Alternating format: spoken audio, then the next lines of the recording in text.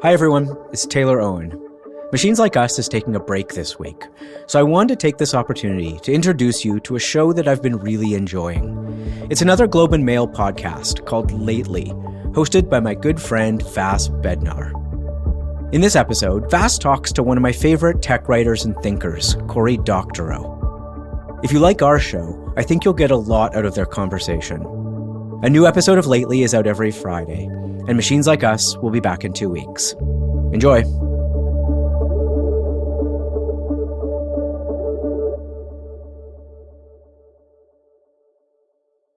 Hello, Lately listeners. Heads up that this week's episode contains some coarse language. Please be advised. I'm Vas Bednar, and I host this Globe and Mail podcast, Lately. And I'm Katrina Onsta. I'm the show's executive producer. Okay, is it just me? Or does Google search suck right now? Good question. The answer is yes. But tell me what you're thinking of. No, like anytime I'm searching for something, even links I've found in the past, so I know this isn't a Vas clearing her cookies problem. I am spending more time on the site than I wanted to. I'm seeing stuff that's pretty high up, that's garbagey or ads, definitely not the quality information I'm looking for. And it's getting really frustrating. And I'm also frustrated with myself because even though I don't like it, I haven't switched away. So some of that anger, is totally on me. Right. Self-loathing. I mean, it is sloppy out there, but it isn't just you. Back in August, a U.S. judge ruled that Google built an illegal monopoly over the online search and advertising industry. And that's part of what we're feeling, right? One of the findings during the trial was that Google has been paying companies like Apple more than $26 billion in 2021 just to be the default search option in Safari. Right. Which is, their argument is, well, we're not the only engine, but if it's the default, you're not going to dig around for DuckDuckGo, right? You're just going to Google. Google's a verb. They've also disadvantaged those companies from growing, right? So put our inertia aside. Today, Google has 90% of the online search market, which is pretty bonkers. And they got it the old-fashioned way, according to the ruling, right? They cheated. So that's ultimately what the case found, that the company has been abusing their power in the marketplace at the cost of competition. Right. Well, let's talk about the downstream effects of this monopoly. This is your zone of interest. Please connect the dots for us. Does monopoly explain why search sucks, why it's so hard to find the information that we want to? Hang on. I'm just trying to find an answer to that online, and it's taking me a really long time, Katrina. Are you not enjoying your ads? In effect, Google is holding us a little bit captive, right? And this isn't about the size of the company being inherently bad. It's about the company, again, abusing that power. So it's a search engine, but it operates through advertising. And if they can charge people more to get their ads higher up and have our eyeballs spend more time on the site, that's actually what's financially better on them. And, it's not just our dependence on Google that I think we're frustrated with. It's the feeling that there's a lack of choice and that this trend is kind of bigger than just one company, which is why I think the 2023 Word of the Year, coined by this episode's guest, has such resonance. Yes, our guest today is friend of the pod, Cory Doctorow, a get for us, a real get for us. He has been described as a post-cyberpunk genius. He's a Canadian-British blogger, journalist, and science fiction author. And the word that he coined, the one that describes this feeling, enshittification. Cory says we're in the grips of the great enshittening and contends that actually all major tech companies are going through this increasingly obvious degradation at the same time right now. Well, I'm glad he named it, but I don't know if I actually feel that empowered by it, right? Is enshittification just a catchphrase, a catch-all that's now applied to everything that's making us mad? Disney just introduced an anti-password sharing policy, and online people were ranting that this was enshittification, right? Something can just be shitty and not be part of the enshittification phenomenon, can't it? Yeah, absolutely. I mean, we're still sharing a Disney password, so no complaints there. Yeah, it's a Venn diagram. It's absolutely a Venn diagram. It's not a bucket for everything that we don't like, but it's very much intertwined with that lack of competition. It's sort of a precondition. And in his McLuhan lecture, Cory said earlier this year that enshittification is the direct result of concentration, of a lack of competition, and then the absence of regulations, whether they exist or whether they exist and just aren't being enforced. And this is exactly what lawyers are fighting about right now, right? Last week, Google's lawyers wrapped up their arguments in a major federal antitrust case in the U.S.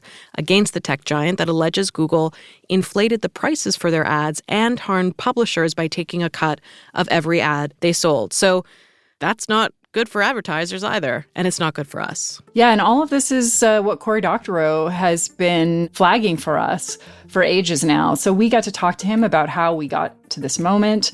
Cory Doctorow is writing a nonfiction book about platform decay, and his new novella, Spill, is out now. Let's be honest, he totally spilled with me, going beyond the ads, spilling all over my Google page. This is Lately.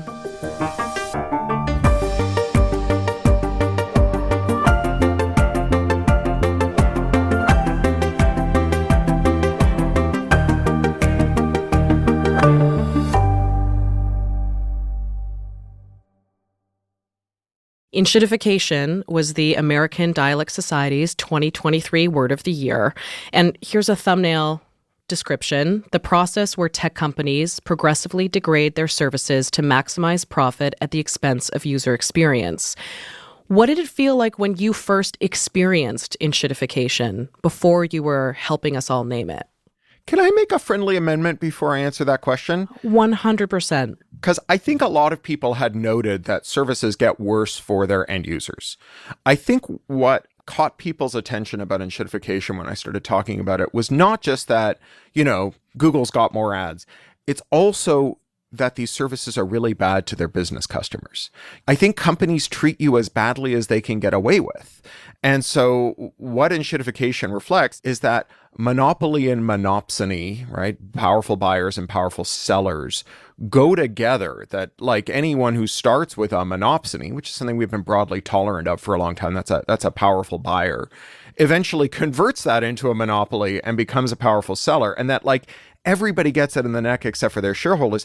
Ask farmers in Canada how much they like Galen Weston as their sole buyer, and then ask, Loblaw customers how they like Galen Weston as their sole seller, right? These are not separable issues. And in fact, there's a kind of opportunity for a bit of class solidarity between suppliers and consumers against these intermediaries who gain all this power and usurp the relationship between them. You mentioned monopsony is a powerful buyer. Could you define it a little bit more, or should we do that together?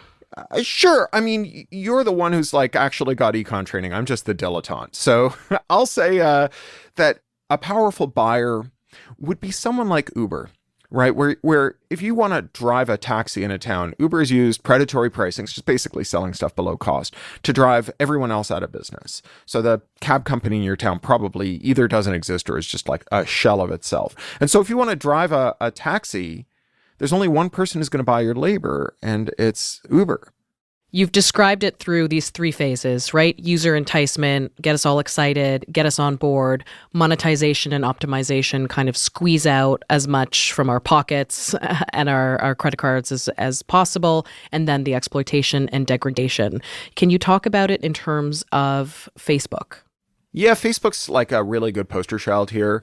So people forget this. There's a scholar who's really done good work on this, Dina Srinivasanan. So Facebook, it was founded by Mark Zuckerberg so that he and his friends could non-consensually rate the ability of their fellow Harvard undergraduates, which weirdly was kind of the high water mark for Facebook. And, in 2006, he'd raised all this capital and he wanted to open to the broader market. And the problem was that everyone who wanted social media who didn't go to an American college, they already had an account on MySpace. And so he went to them and he said yeah, your friends are on MySpace, but let me tell you what's good about Facebook. MySpace is owned by an evil, crapulent, senescent Australian billionaire who's spying on you with every hour that God sends. Facebook is the privacy-preserving social network, which will never spy on you. All we ask of you is that you come to Facebook and you articulate your social graph. Tell us who else on Facebook matters to you. And every time they post something, we'll show that to you. And that's the only thing we're going to show to you. So we're going to give you this heavily customized feed that consists of exactly what you ask for in an environment where we won't spy on you. Next, we get phase 2. And so the first group of business customers they court are advertisers. And they go like, you remember we told those rubes that we weren't going to spy on them. Obviously, we're spying on them. Give us a remarkably small sum of money and we will target them with incredible fidelity for ads. They went to the publishers and they said, hey, do you remember we told these rubes that we were only going to show them the things they asked for? All we ask of you is that you put short excerpts of your content along with a link. And we're going to turn that into a free traffic funnel. We're just going to like non-consensually cram it into the eyeballs of people who never asked to see it. And they'll come in, click on the links, and then you can monetize them on your, perfectly cromulent website. And then Facebook, employed what I call the first lesson of the Darth Vader MBA, which is I'm altering the deal, pray I don't alter it further, where the advertisers found that the prices went up, ad fidelity went down. And for publishers, they found that they had to put longer and longer excerpts or they wouldn't be shown not just as like a recommendation, but even to their subscribers. And so the content they were uploading to Facebook became more and more substitutive of their website. So, that's stage 2, right? But stage 3 is the final stage. It's when the thing turns into a pile of shit. And tech bros call this the pivot. If it were you and I, we call it panic. In the case of Facebook, it's like Mark Zuckerberg sitting bolt upright in bed one night and saying, I've had a revelation. I know I told you that your future would consist of, arguing with your racist uncle using that primitive text interface I created to be creepy about my fellow Harvard undergraduates. But actually, the future is that I'm going to convert you and everyone you love into a legless, sexless, low polygon, heavily surveilled cartoon character in a dystopian cyberpunk world I stole from a 25-year-old satirical novel. I had blacked out the metaverse, actually. Thanks for bringing it back. Yeah. Like free. But I think all of this reflects many things, the cupidity of these founders and so on. But what it really reflects is the collapse of any disciplining force on their worst impulses, on the collapse of competition and regulation, their own workers. And then, specific to tech, there's this powerful disciplining force that's quite subtle and important called interoperability. I'm going to pop in and define interoperability. So see how I do, and then you fix it, Cory. So the ability of one system to speak to another. Your text messages from an iPhone to an Android phone are interoperable. Yeah, that's great. I mean, I think that the thing about interop that is so useful here, and the reason it's weird is that interop is kind of the ground state of most things, right? Like Nike doesn't tell you whose shoelaces you have to use. You buy a KitchenAid mixer and you don't have to use KitchenAid flour in it. Your car can put anyone's gas in the tank. There are things that don't interoperate, like maybe your KitchenAid mixer can't use attachments from a Miele mixer, but that's because they're like a different shape. It's not because it's a felony to go into a machine shop and engineer the little gizmo that goes between them. You don't need to be that master machinist to make Apple iMessage work with Google Chat. You just need the program someone else wrote. And the only reason you can't get it is because that person would go to prison if they sold it in Canada. To clarify, you're talking about Bill C-32, which is also known as the Copyright Modernization Act. And one of the things this bill does is it prohibits the manufacturing, sale, or distribution of devices that are primarily designed to circumvent digital locks. So basically, anything that prevents unauthorized access to copyrighted material. So it's been a year since enshittification was recognized as being this massive part of the zeitgeist. What phase are we in now? Is this kind of our zombie in-between moment? Are we still languishing in the metaverse? Or are we seeing maybe more disciplining from those forces you just mentioned? No, if anything, it's getting worse because Wow. all of the factors except for regulation continue to degrade. So, there were 100,000 tech layoffs this year to date. That's halfway through the year. Okay. And 260,000 last year. One of the forces that really kept tech in check was that a lot of tech workers really cared about what they made. Like tech bosses had this workforce that were really powerful because there was such a shortage of tech talent. And so they really leaned into a sense of mission, which works great if you want to get workers who can command, mid six-figure salaries to still show up and sleep under their desk and miss their mother's funeral, right? If you convince them that it's not that they're being worked by government mules, it's that they're hero warrior monks as part of a mission to bring the world into a better digital age. The problem is that when you then say, all right, now it's time to, stick a bunch of Wendy's ads and Google Maps, they're like, that's not why I missed my mother's funeral. And they refuse, and you can't fire them. So now we can fire them, right? Now there's just like the problem with getting your labor power from scarcity is it only lasts as long as the scarcity lasts. This is why unions work, because solidarity like works in good times and bad. And we still have the IP laws that make interoperability effectively a dead letter, right? Like we're getting some through the backdoor through regulation in the EU, but like you can't just hack a service and take out the ads. Like it's a felony to take the ads out of an app. More than half of all web users have an ad blocker, which you have to understand not just as like what Doc Searles calls the largest consumer boycott in world history. Users never go back to a search engine and type, how do I start seeing ads again? Right. So once you push them over that cliff, they're gone, right? They never come back as a source of ad revenue. But no user's ever installed an ad blocker for an app because America's Digital Millennium Copyright Act, the Australia-US Free Trade Agreement, the successor to NAFTA, the European Union's Copyright Directive, all of these rules make it illegal to break the copy protection, break the encryption on the app, which is the necessary first step to installing the ad blocker. Jay Freeman very memorably calls this the felony contempt of business model. Now, you've made this promise, or you've also forecasted that these platforms will die after they enshittify. But I'll be honest, I mean, I still buy used toys on Facebook Marketplace, and I still scroll through X. Right. Why don't they die?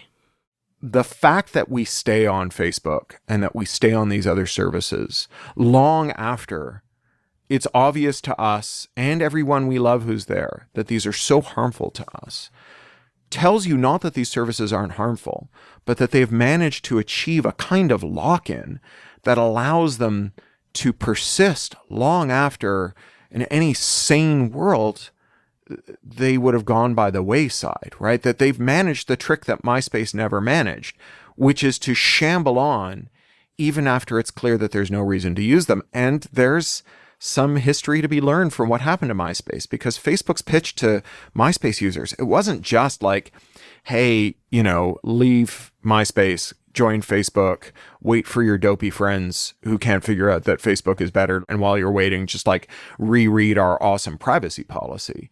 They gave those users a bot, and you gave that bot your login and password. And several times a day, it traveled to MySpace and logged in as you and scraped all the messages waiting for you and put them in your Facebook inbox.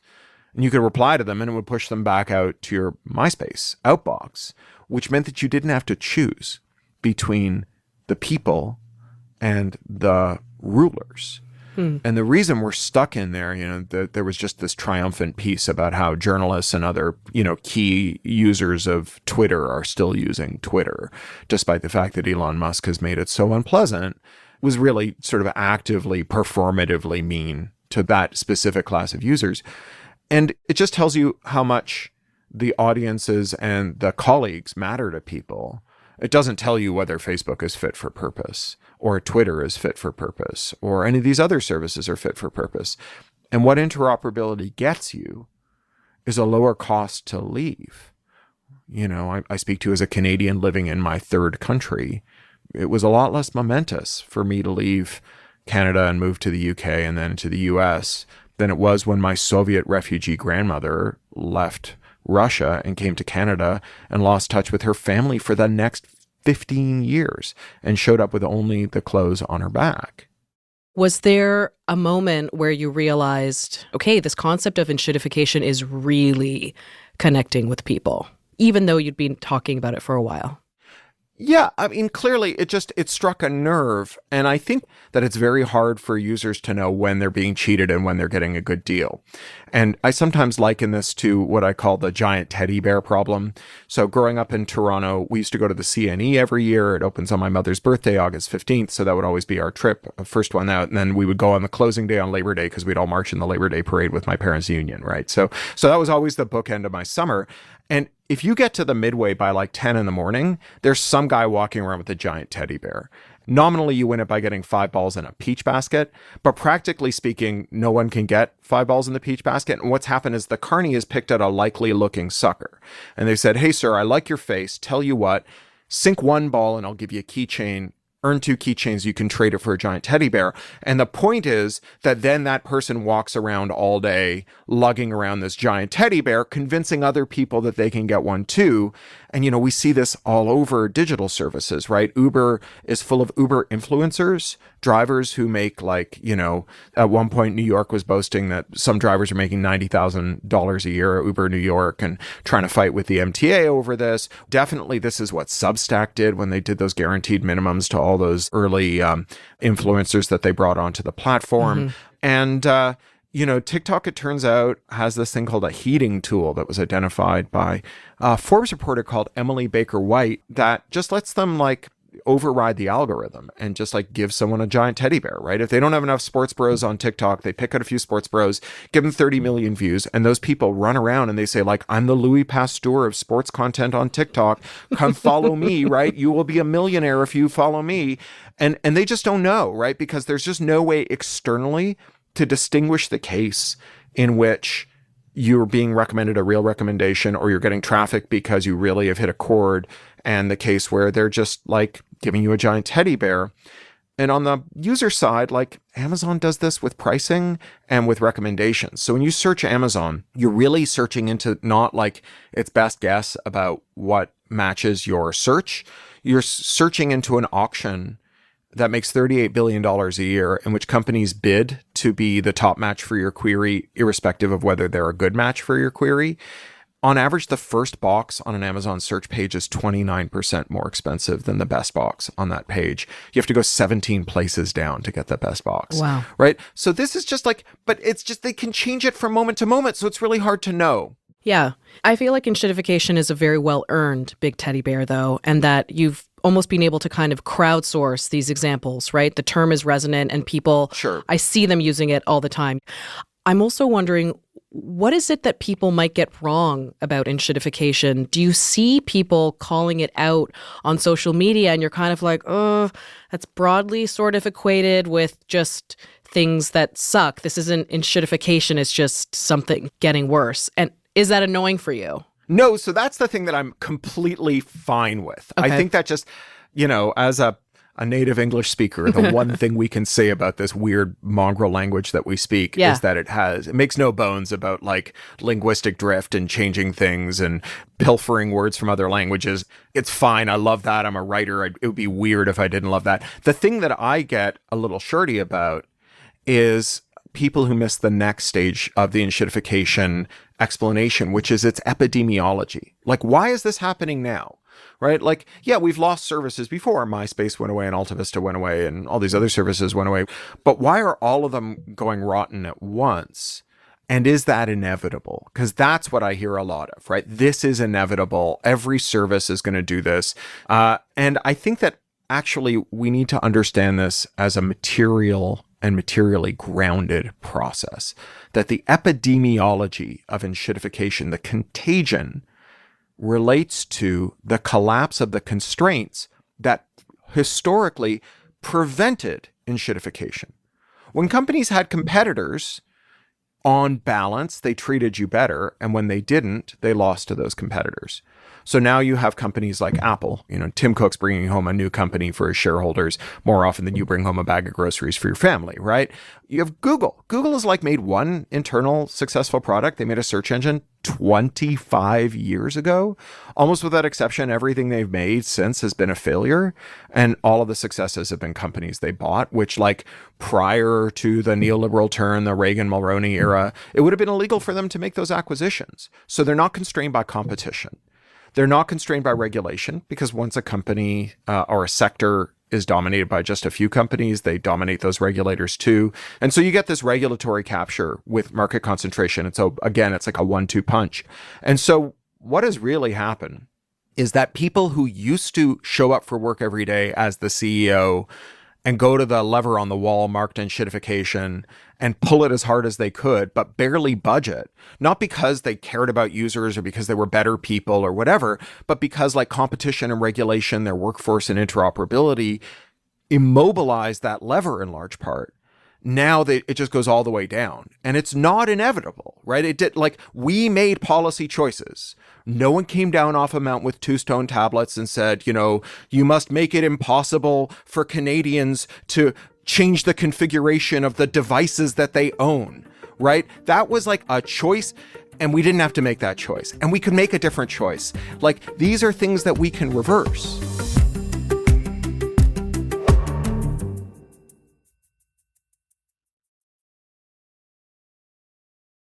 We've taken a very consumer-centric view, I think, so far in talking about enshittification, what it means for us, what it means for each other. But I have to imagine that as a trend, it's also bad for other businesses, for smaller companies, entrepreneurs, even non-digital ones. Could you tell us a little bit more about how that manifests? What else are we seeing other than jacking up prices for advertising? Yeah, well, Amazon is now taking between 45 and 51 cents out of every dollar you spend in junk fees. Yeah. Some of that is an advertising fee, some of it's a stocking fee, some of it's a Prime fee. Amazon will downrank anything that you try to sell that isn't fulfilled by Prime, even if you offer free shipping through a logistics service that's as good or better than Prime. Amazon uses the fact that the majority of households, and it's a gigantic majority of households in the United States, I don't know what the number is in Canada, but it's north of 80% in the United States, have Prime to just ensnare people. Now, Apple and Google do this too with the app market. They take 30 cents out of every in-app purchase. Facebook and Google take 51% out of every ad dollar together. Historically, the intermediaries there were getting 15%. So when you mentioned changing the structure and the balance, you've talked a lot about how the right public policy can change company behavior for the better and kind of push back against this. You've also pointed to the promise of using antitrust legislation and enforcement. Would breaking up these companies actually stem the enshittification process? Well, I think it's a necessary but insufficient condition. So here's how ad tech works. When you go to a web page, the web page has a whole bunch of demographics for you, behavioral information that it's captured through this wide mesh of basically unregulated surveillance conduct, right? So you have data brokers, you have location data being sucked up, and you have your car ratting you out, and your credit card company ratting you out, and you have, the people who fill your prescriptions ratting you out. It's just like the whole stack is just like filling this up. And so you land on the web page, and the web page fires off a request to a market and says, I have here like an 18 to 34-year-old man-child living in the 905 who owns an Xbox and has been recently searching for information about gonorrhea. Who will pay to advertise to him? Sounds like me. I was thinking of you. Yeah, exactly. Right. So who will pay to advertise to this young fella? Mm-hmm. And then you have advertisers who put bids on the right to show you an ad. And those bids are entered into the marketplace, and the high bid, or sometimes the second highest bid, depending on the auction design, gets to show you an ad. Now, that is why when you load a certain kind of web page, you can wait like a long time for that web page to render. It's all those auctions firing off in the background in real time. It's like a surveillance lag. But what I want to talk about here is that Google and Meta each represent that whole stack. So Google and Meta have a demand-side platform that represents advertisers, a sales-side platform that represents sellers. They have a marketplace. They're also both advertisers, and they're also both publishers that display advertising. So this is like you and your partner getting a divorce and realizing that you're both represented by the same lawyer, and that lawyer is also the judge, and that they're trying to match with both of you on Tinder during the divorce proceedings. And then when the divorce proceeding ends, rather than you or your partner getting the house, the lawyer gets the house, right? So breaking up the ad tech stacks will go a long way. Well, what else? What's next? What needs to change in the next 10 or 15 years so that we can get out of this zombie phase? Well, if you start with the 4 constraints that prevented enshittification, you get a roadmap to the 4 constraints that will prevent it in the future. So the first is competition. We have to stop companies from buying each other. We have to stop them from using predatory pricing. So, when Amazon.com wanted to buy diapers.com, Amazon didn't conquer all the markets that it runs now by being better than everyone else. They just bought all the rivals that had different little verticals. And diapers.com wouldn't sell. So Amazon just spent $100 million over the course of a couple of months selling diapers significantly below cost. Diapers.com went under. Amazon bought them for pennies on the dollar and then shut them down, right? And so if we can restore those traditional US contours, which like, frankly, the Biden administration's done a really good job on. And weirdly, it's with the support of a large number of Republicans that I disagree with about everything else. Like, there's a bill called the America Act in the Senate right now that will force the tech companies to break up their ad tech stacks. And its two main co-sponsors are Elizabeth Warren and Ted Cruz, right? So there's a lot of support on both sides of the aisle for this. So Canada, we just saw some changes to the Competition Act. We need to restore regulation. Some of that has to do with the transnational nature of tech companies. Tech companies are really good at flying flags of convenience. This is why the European Union had a hard time enforcing its general data protection regulation, the GDPR, its privacy rule, because all the companies just pretended they were Irish. And then they let it be known in Ireland that if they wanted to remain a successful tax haven, they also had to be a regulatory haven. If you can pretend to be Irish today, you could pretend to be Maltese or Cypriot tomorrow. So, in the US, we're maybe going to get a privacy law for the first time since 1988. The last consumer privacy law the US Congress passed bans video store clerks from telling newspapers what VHS cassettes you took home. Like, three things that basically don't exist anymore. Still a good principle, though. Yeah, but it'd be nice if we could move on from 1988. Agreed. And have some more privacy rules about whether, your car can report the fact that you have driven across state lines to an abortion clinic to a data brokerage that sells that information to a bounty hunter. Maybe we should have that law too, right? Absolutely. It strikes me that you are kind of the caretaker and relentless champion of enshittification, for better or for worse. What is it like to nurture this concept through its zeitgeist, from a blog post to a word of the year, magazine articles, policy actions to a book? And how are you going to be able to make space for other thinking in the future? Well, look, this is just the latest iteration of something I've been talking about for 20 plus years. And this is a relentless hunt for metaphors and analogies and dirty words that are fun to say that get people to actually pay attention. And, it's not hard to get people to pay attention to things that are really important but esoteric. All you need to do is wait until they erupt into a full-blown crisis and it's too late to do anything, and people will really care, right? The complex nexus of factors that are driving rhinoceroses to extinction are hard to get people to care about, while there's a lot of rhinoceroses. But when there's just one left, it's kind of undeniable. The problem is that the difference between nihilism and denialism is just one syllable. And we go from I don't see what the problem is with the rhinos to, okay, there's only one left. Clearly it's a problem, but why don't we find out what he tastes like? And so a lot of the work of an activist is just hunting for ways to get people to care before circumstances mean that they can't not care.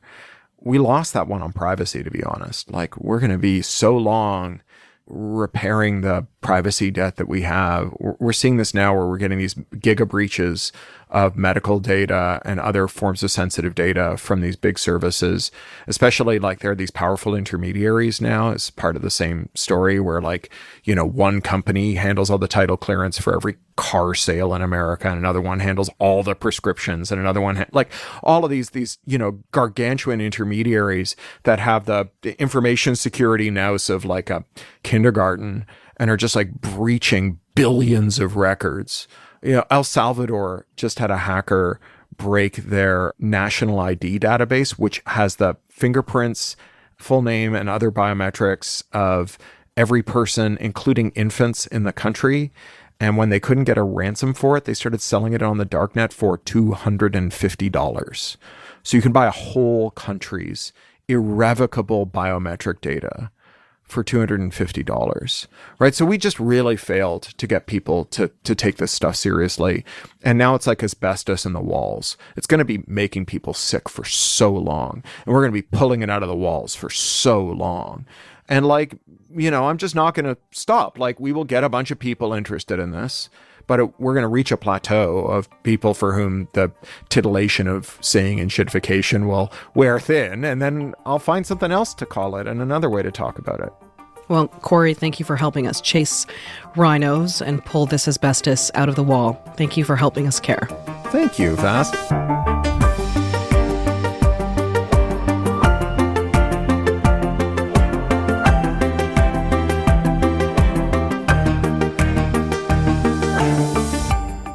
You've been listening to Lately, a Globe and Mail podcast. Our executive producer is Katrina Onstad. This episode is produced by Jay Coburn and Andrea Varsany, and our sound designer is Cameron McIver. And I'm your host, Vas Bednar. In our show notes, you can subscribe to the Lately newsletter. That's where we unpack just a little more of the latest in business and technology. A new episode of Lately comes out every Friday, wherever you get your podcasts.